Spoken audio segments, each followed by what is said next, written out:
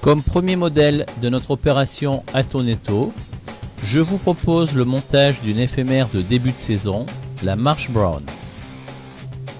Nous allons avoir besoin d'un hameçon droit standard en taille 12 et je vous conseille d'acheter dans la même référence différentes tailles de façon à avoir une homogénéité au niveau des hameçons. On enfile le fil à l'aide du passe-fil sur le porte-bobine. En fait, personne ne l'utilise. Ce qu'on fait, c'est qu'on amorce à la base le fil dans le porte-bobine et ensuite on aspire. Ça prend 3 secondes pour le faire. On fixe l'hameçon dans l'étau. Alors certains préfèrent masquer la pointe. Moi, je le fais pas. Il suffit de faire attention à ne pas couper le fil. On fixe le fil sur la hampe par des enroulements en revenant sur le petit brin et on s'aperçoit que ça tient très bien.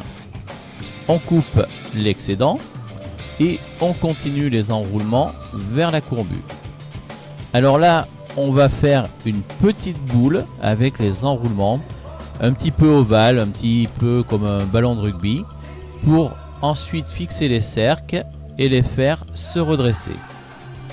Pour faire les cercles, on va prendre des fibres d'une plume de queue de faisan que l'on va couper à ras et que l'on va ensuite fixer sur la hampe. Pour les cercles, on va prendre une longueur d'environ 1 fois à 1 fois et demie la longueur de la hampe. On les fixe par quelques enroulements et en revenant vers l'arrière, c'est-à-dire sur la petite boule que l'on a créée tout à l'heure, on voit que les cercles vont se redresser. On peut aussi passer derrière les cercles et ramener le fil vers l'avant, ce qui fait à peu près la même chose. On coupe l'excédent de plume de faisan. Alors j'en laisse un petit peu pour faire le sous-corps. Et maintenant, on va fixer le tinsel qui servira ensuite à cercler le corps. Comme pour les cercles, on fait quelques enroulements pour le fixer. On va maintenant réaliser le corps avec un dubbing foncé. Alors là, c'est du dubbing de lièvre. Je vais mettre un petit peu de poids sur mon fil pour que le dubbing adhère mieux. Alors il y a de la poix liquide ou de la poix solide. Moi, celle-ci me donne entière satisfaction. Il faut juste faire attention quand on met le dubbing sur le fil de ne pas trop toucher avec les doigts, parce qu'après quand on veut en rattraper dans la boîte, et bien sûr il reste collé sur les doigts. Volontairement, je fais un corps assez bourru. On verra dans d'autres vidéos qu'il y a d'autres possibilités pour faire les corps, y compris d'ailleurs avec du dubbing que l'on utilisera de différentes manières. Il suffit de faire tourner le porte-bobine pour vriller le dubbing. Alors là, je l'ai monté pour que vous puissiez le voir, bien sûr.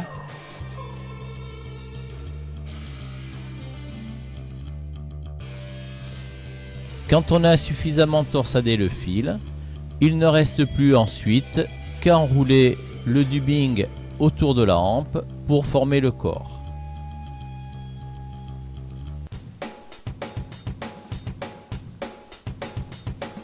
On va faire ensuite une demi-clé pour arrêter le montage. Donc si vous n'avez pas l'habitude, je vous conseille de prendre un outil pour fermer la boucle. Et maintenant, on va cercler le corps avec le tinsel. Donc on cercle en sens inverse des enroulements du corps pour qu'il soit plus visible sur le dubbing. On arrête avec la soie de montage.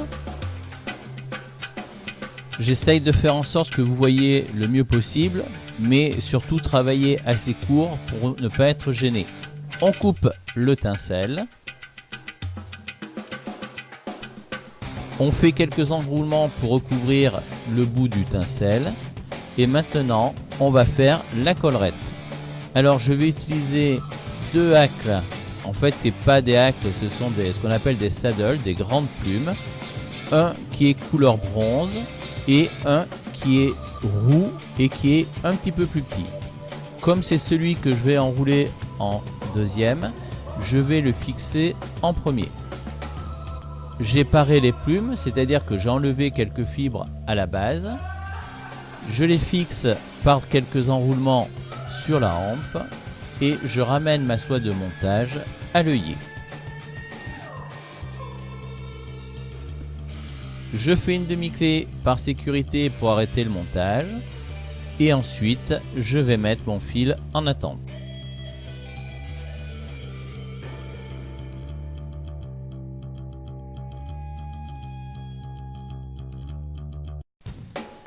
Je commence les enroulements avec le saddle bronze, c'est-à-dire celui qui est le plus large. Si vous avez un hacle, vous utilisez la pince à hacle et vous procédez de la même manière. On fait des enroulements qui ne sont pas à spire jointive parce qu'ensuite on va venir intercaler le deuxième hacle entre les fibres de celui-ci. J'arrête mes enroulements sur le dessus et avec ma soie de montage, je viens bloquer ma plume. Alors je m'arrête toujours sur le dessus, ça m'évite d'avoir l'œillet bouché par un petit morceau de plume. Une fois que c'est fait, on va couper à la base. Alors c'est le moment où il faut faire attention à bien garder la soie tendue, sinon la plume va se désenrouler si je puis dire.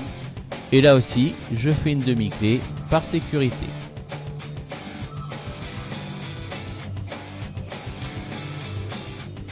On va répéter la même opération avec le deuxième hacle. Il faut le faire bouger un petit peu de droite à gauche pour l'enrouler entre les fibres. Alors pourquoi j'ai choisi deux hacles? Parce que je trouve que le deuxième, le roux qui est un peu plus petit, donne une brillance et des reflets assez particuliers à la mouche et un côté assez réaliste.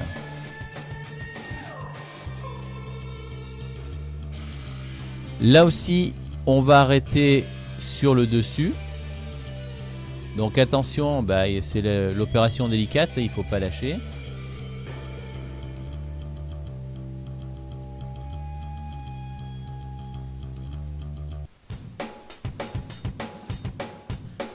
On fait 2 tours avec la soie de montage et on va couper la plume comme on l'avait fait tout à l'heure avec la première. Attention à bien garder la soie tendue. On fait une demi-clé comme tout à l'heure. Donc là, vous voyez, j'ai pas utilisé d'outil et vous ferez pareil dès que vous aurez un petit peu l'habitude. Je coupe quelques fibres qui me gênent et qui risqueraient ensuite d'obturer l'œillet. Et maintenant, on va faire la tête et le nœud final. Alors j'utilise des petits bouts de plastique de taille et de diamètre différents qui sont fendus. En fait, ce sont des tubes de stylo où il y a l'encre. Donc je l'enfile sur le fil, je ramène vers l'arrière et comme ça les fibres de la collerette ne me gênent pas pour faire le nœud final. Donc là, avec l'outil, ce qui est à mon avis le plus simple pour débuter, mais on peut aussi le faire à la main. Ça demande un petit peu d'entraînement. On va représenter la même chose que ce qu'on avait fait tout à l'heure avec l'outil, c'est-à-dire un triangle où l'on va venir enserrer le fil de montage et avec une rotation de la main de l'index et du majeur, on va faire des enroulements de la soie de montage. Quand on en a fait assez, on passe la boucle dans l'œillet de l'hameçon et ensuite on n'a plus qu'à resserrer le nœud.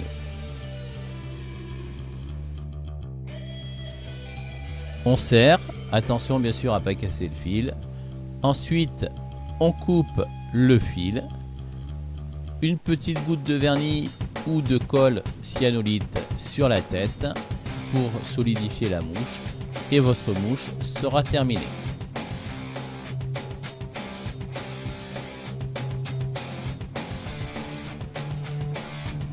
Pensez à déboucher l'œillet immédiatement. Alors là je prends un petit bout de fil de cuivre, ça va très bien. Votre première mouche est terminée. C'est un modèle forcément simple, mais avec ce que vous avez vu, vous pourrez réaliser ensuite toutes sortes d'éphémères, ce qu'on appelle des grisacors jaunes, des mouches de mai. Et j'espère qu'on vous retrouvera bientôt pour la suite de cette opération à ton étau. Bon montage!